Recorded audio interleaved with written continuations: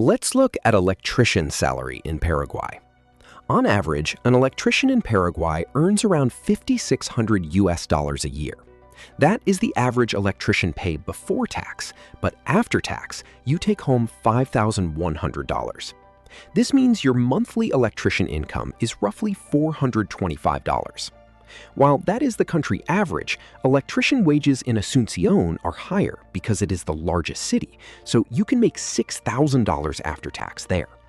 Pay drops outside Asunción, but living costs are lower too, which balances things out. If you want to know how much does an electrician make in Paraguay when starting out, entry-level pay sits well below the average. Your salary goes up fast in the first few years, but it plateaus unless you move up. On top of that, having a university degree makes a big difference, which helps you step into higher roles like electrical supervisor or project manager. Finally, getting extra skills adds value, so you earn more.